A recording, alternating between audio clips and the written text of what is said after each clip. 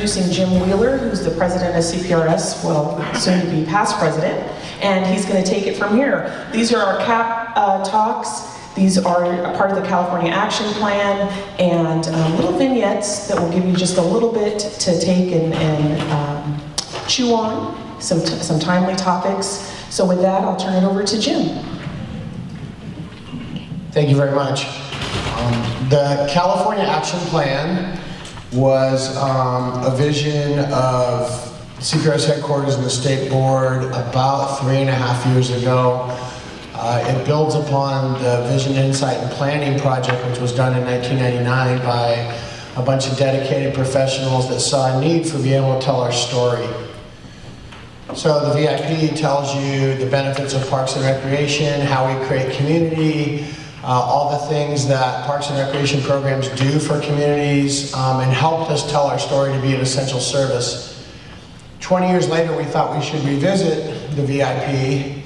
So we enlisted, of course, MIG again, who helped us with the original plan, and went forward, consulted probably 15,000 people over 3 years, from the state board of directors, deep down into our membership, into our students, members, to come up with an action plan that would give our professionals workable tools in 5 areas to help them succeed and to strengthen our profession and our communities.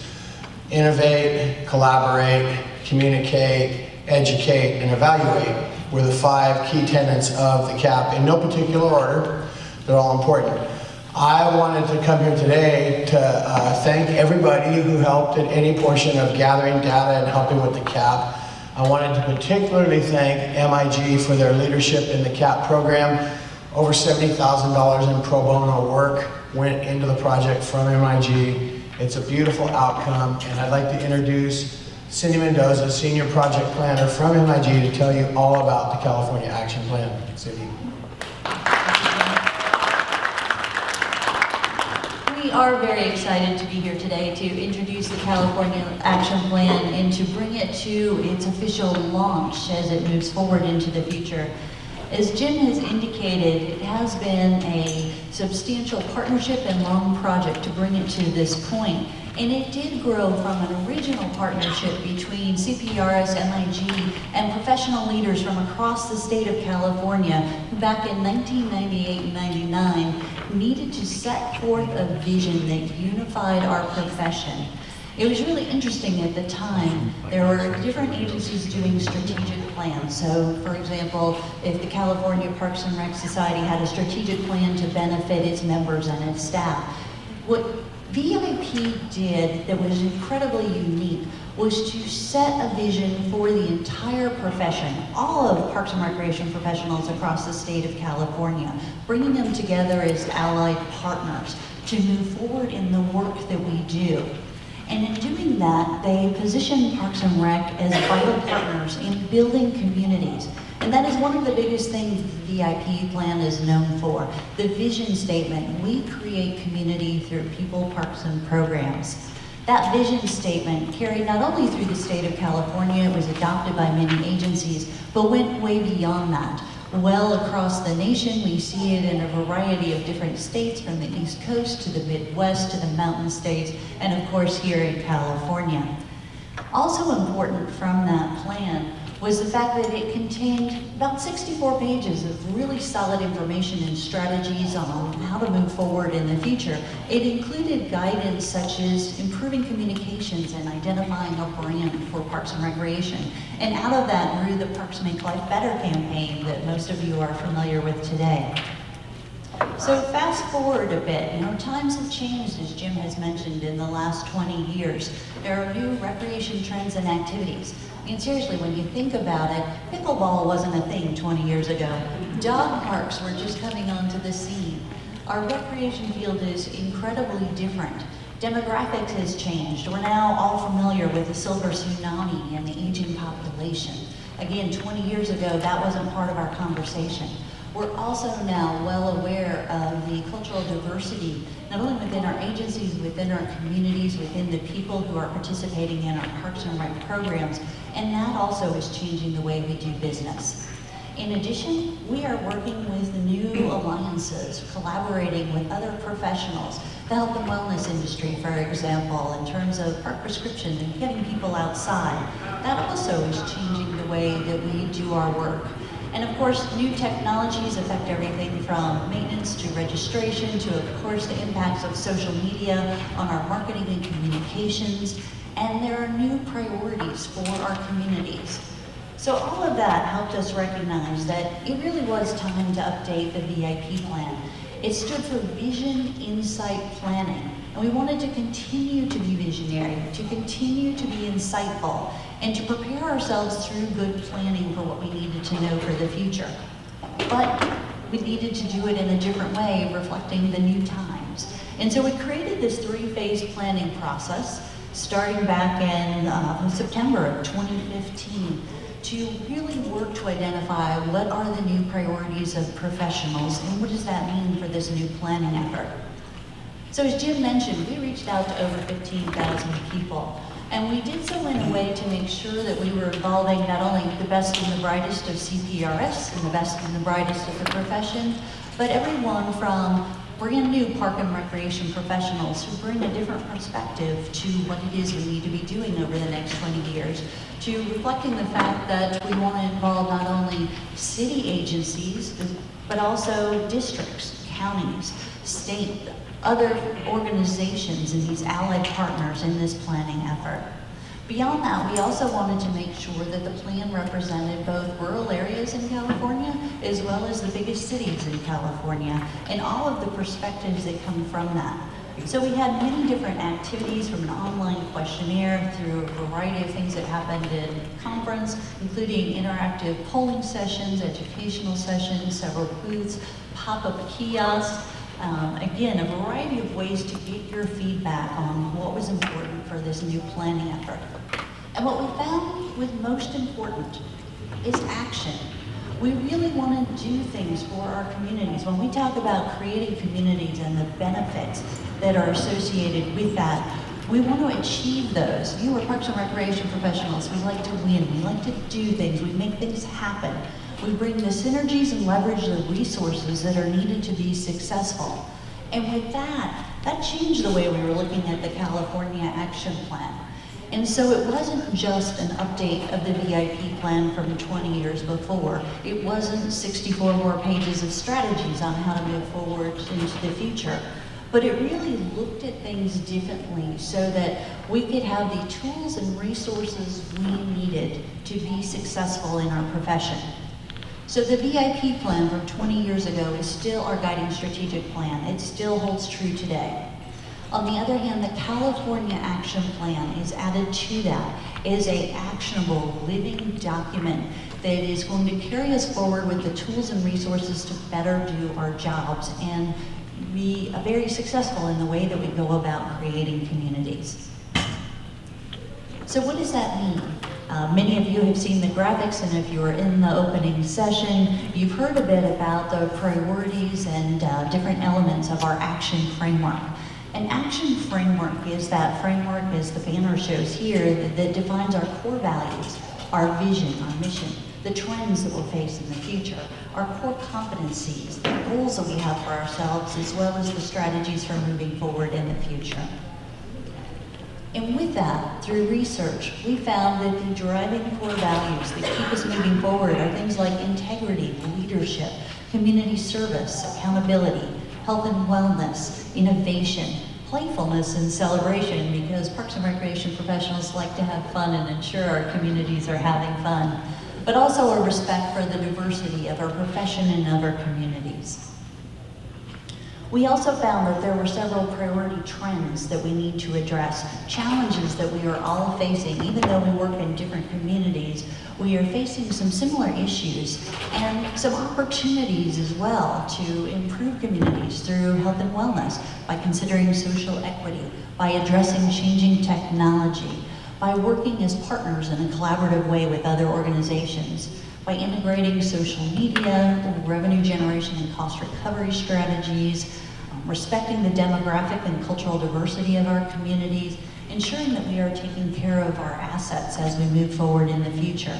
conserving water, addressing the needs of an aging population, and ensuring that we are taking care of our environmental resources and creating a sustainable future.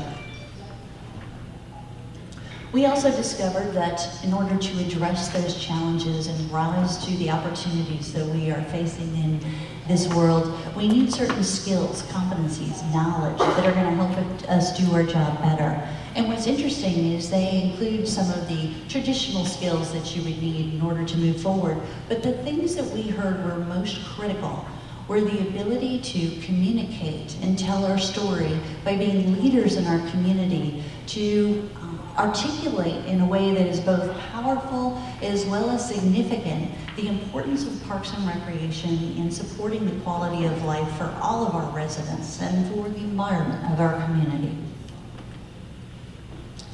From that, we identified key goals, the goals that would carry us forward into the future.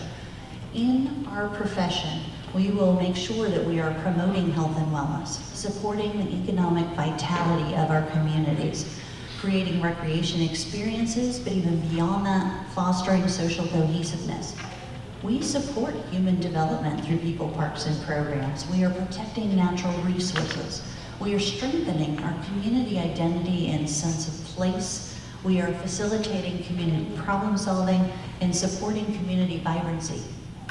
What does all that mean? It means that we are creating amazing spaces and places in our communities that are filled with people that bring together the right partners, that make sure that life is fun, enjoyable, high quality, and are really creating vibrant elements within our communities that bring people together.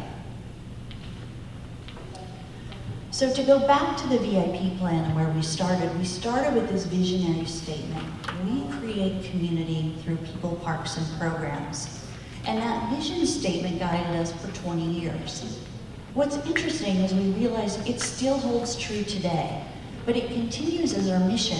We are now doing this. It is not our vision that we are carrying forward. It is what we do and have been doing very successfully for 20 years and will continue to do for the next 20 years into the future. So what does that mean for our vision? Well, one of the other things that we realized was highly important is the fact that California park and recreation professionals are leaders not only in their community, but also across the nation. Just like that vision statement in Parks Make Life Better carried forward across the country, the work that you do, the innovative strategies that you apply are the same ones that resonate to all parks and recreation professionals across the United States. So our new vision just recognizes the fact that not only are we supporting communities here in California, but you all are also leading the nation in parks and recreation. So with that, as Jim mentioned, there are 5 different areas that we want to emphasize that are both important in terms of the strategies that we have for moving forward, as well as the tools that we need for the future. And those are advocate, communicate, evaluate, innovate, and collaborate. And they form the basis of our strategic planning framework that is shown here. And as you see, is a graphic that helps illustrate that those strategies, those tools that we have for ourselves, there at the bottom, form the foundation of the growth that we need to have to achieve our goals for the future. The green circles are all of the different goals we have for ourselves.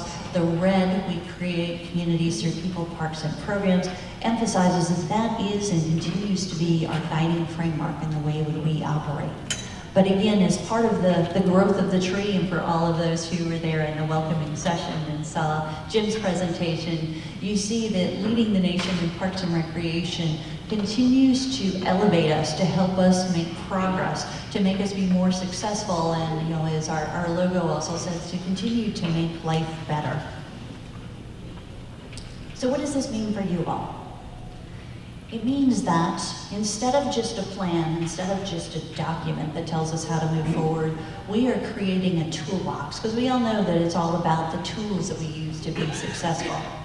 And as part of that, we also recognize that we need a variety of different tools to be able to move forward with the work that we do. And so we've identified tools in each of our core areas the strategy around advocating. It's not just about legislative advocacy, but it's really about influencing public policy at the local, state, and federal level to advocate for parks and recreation. And there are several strategies to help us advance that, but the important part is the first tool that we are launching is a customizable storyboard. It's going to have data to be able to be used at different presentations to advocate for support and further investment in parks and recreation services. That tool will be available to you so you can take it back to your own communities and use that to present to your commission, to your city council, and to other allied partners to get them involved in this collaborative partnership. With a communicate strategy, we want to communicate our vision and the value of parks and recreation to staff, community leaders, key stakeholders, and partners to raise awareness of the value of parks and recreation services and the benefits that we provide. There are several strategies and tools associated with being able to communicate this. Best known, of course, is the Parks Make Life Better campaign, which has been out there for several years, so is ready for a refresh. So the next tool that you will see unveiled here through the summer will be new materials associated with that campaign that, again, you can incorporate into your work.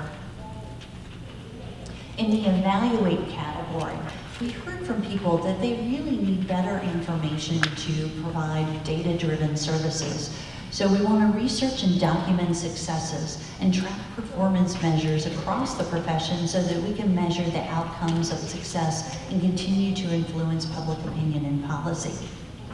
As part of this, we heard from people that they really need an online resource of not only just the tools that we're talking about today, but a full library, a library of resources that you can tap, whether you're putting together joint use agreements or you're looking to evaluate your recreation programs to determine what to offer, or you're trying to set your standards for parks and recreation facilities, or trying to find ways to ensure that you are involving your diverse demographic communities and communicating to them. This online library will provide examples, models that you can use to be able to do that.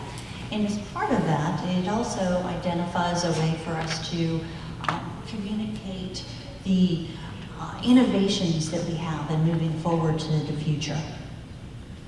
And that leads straight to my next strategy, which is around that innovation. We want to be able to evolve our approaches and practices to be able to respond to emerging trends and to meet the needs of our communities. We need to recognize that our communities are all different. Even though we face similar challenges and have similar opportunities, a lot of our communities they're just drastically different from one end of California to another. And yet we need to be able to step up, to evolve, to innovate, to do things differently, to ensure that we are meeting their needs. And as part of this, and as part of this library of resources and tools that we have, we are going to begin to share innovative program approaches, interactive platforms, models. And as part of this, the tool that is growing out of this and that is being launched here today is around these video recorded RecTalks. These will be available to you on the CPRS website so that you can have information about the most innovative programs. There's a last strategy here with actions around the collaboration that's needed for us to continue to be successful. As we are leaders in our community, we want to make sure that we are working with the right people, bringing the right people to the table for the important conversations we have, whether we're addressing issues such as homelessness in parks or improving community livability, or talking about the economic vitality and vibrancy of our communities. There are no tools with that yet, but again, the CAP toolbox is envisioned as a living toolbox. It means it will grow and change. Tools will be added to it over time. Because the important part is to realize that in the next 5 to 10 years, and even through 20 years, we need to speak of the benefits that we provide through both our words and our actions, hence the California Action Plan. It is both through our words and our actions that we remind people that parks make life better, and better lives matter to all residents across California. With that, you will be able to go to the CPRS website, as noted here. There are a variety of web pages that have not only the California Action Plan, as well as the original VIP plan, but also pages dedicated to each of those different strategy categories where tools will be presented for you to use in the future. So we have a few minutes to take questions. Are there questions out there about the toolbox, how to access the tools?